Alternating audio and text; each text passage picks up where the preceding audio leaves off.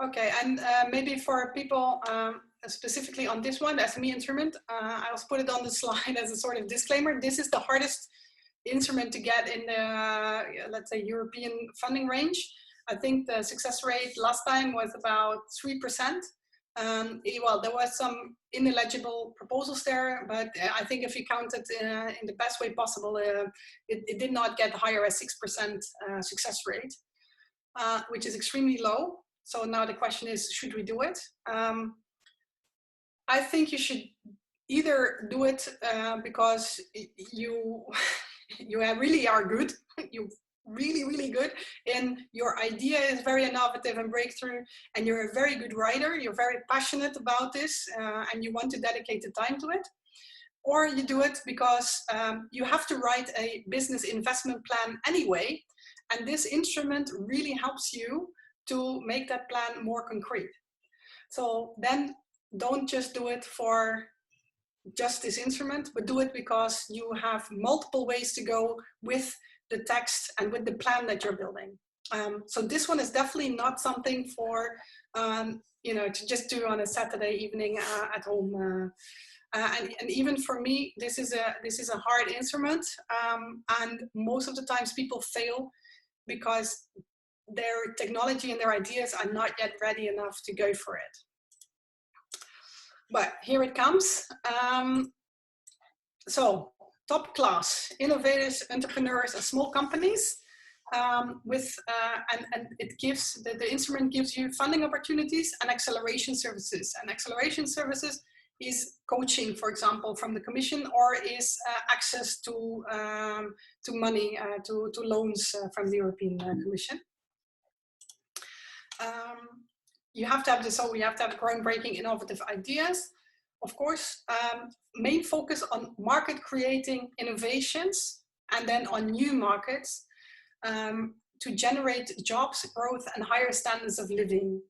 So also keep that in mind. If you have an idea that doesn't do this, then also start forgetting about it.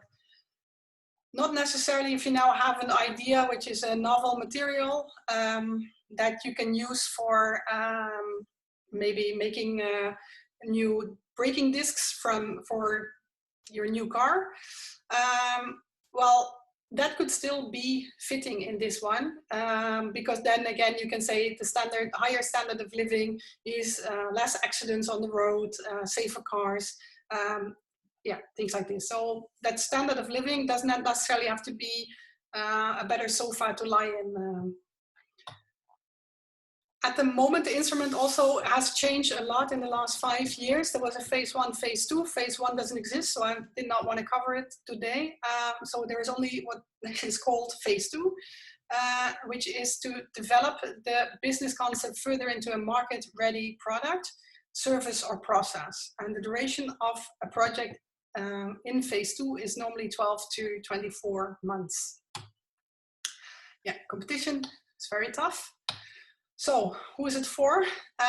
Innovative SMEs that need more knowledge about their market, need technology development, can do a large part of the work themselves, but will need some support through subcontractors, and to get to that market-ready product, service, or process aligned with your company's growth strategy. So this is also important. If it is something completely new, if you're a startup, then everything is new. So then it is, of course, very much aligned to your startup business plan.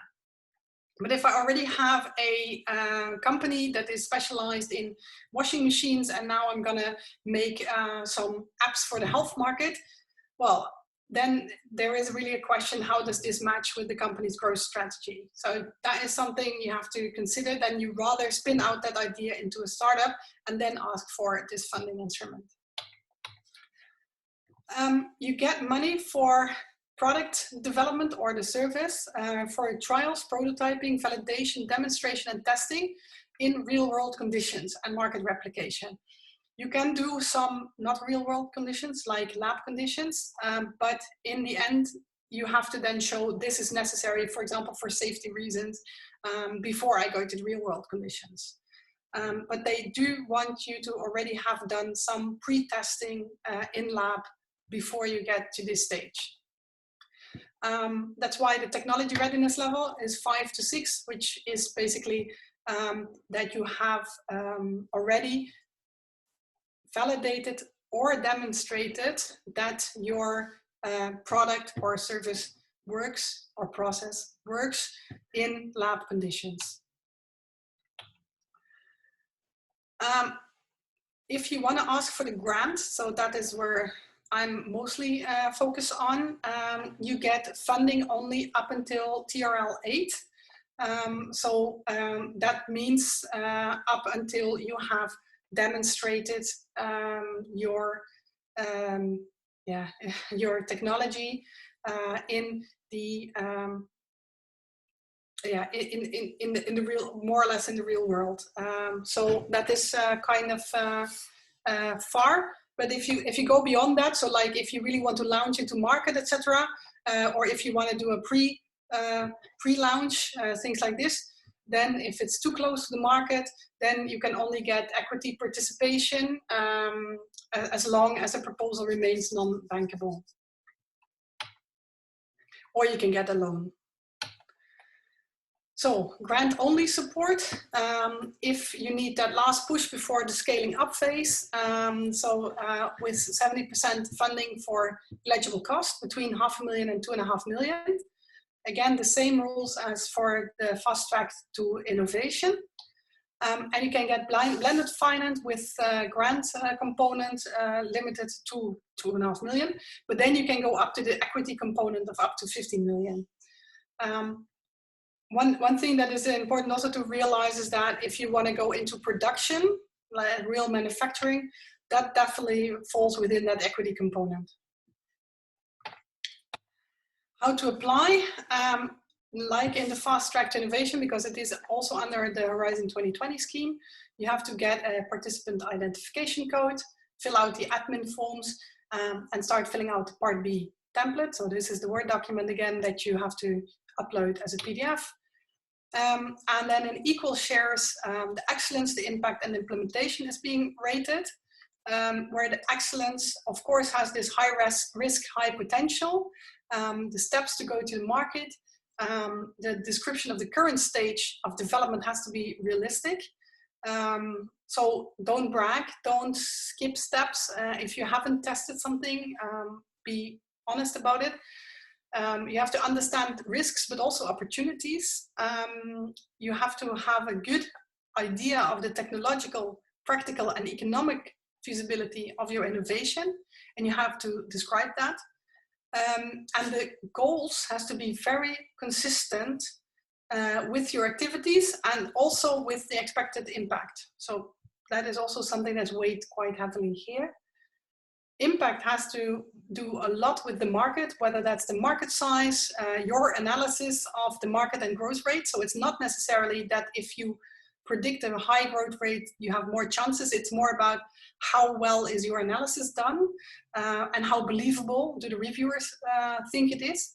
You have to have a realistic commercialization plan. Just saying that you will put ads out on Facebook and that the product will sell itself is not realistic. You really have to come with underlying motivation of how you're going to commercialize. You have to have commitment of the team. So you have to describe everybody who's involved in your startup or in your SME and will work on this. The innovation has to have a European dimension and you have to describe your freedom to operate.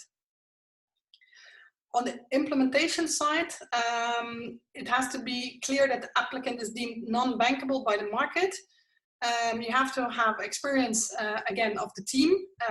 So if you do not have the resources or not have the experience available, then you can actually describe that and say, okay, this is my plan to make up for it.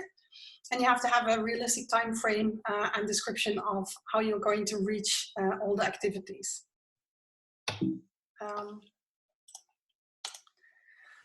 Evaluation takes 2 stages.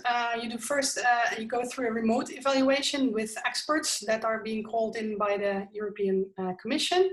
And if you pass all the quality thresholds, you will get invited for interviews. in principle, you get the first information maximum 4 months after the cutoff date.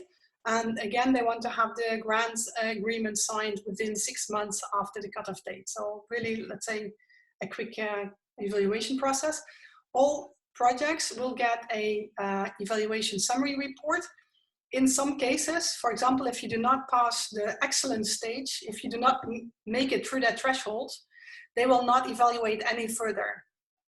So then you only have the first chapter that is reviewed, and then you know, okay, that didn't even qualify enough, and then you only have that to go on to improve.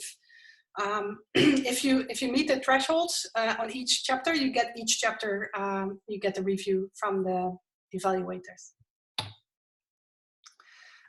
And this is something that I always find it hard to say, even if I'm being a female myself. But in the second ranking, female CEOs are being positively discriminated. So basically, you still have to pass all the thresholds. But in case there is a lock and there is, for example, money for 15 projects that all have the same, let's say, the same outcome. So you score in 15 points and you have multiple projects that all have 14 points, for example, and they cannot fund all the 10 projects with 14 points, but only 5. They will actually check how many female CEOs do we have already in our pool of the ones that had 15 or 14.5 points. And then the ones on 14, then they will be used to compensate and to give a positive discrimination to the female CEOs. So to all the men here, I'm very sorry for that. And maybe consider female CEOs. Yeah, so that was it on the funding instruments that I wanted to share. Was there any questions on this scheme? And I hope no nasty comments on the female part. Down with the patriarchy.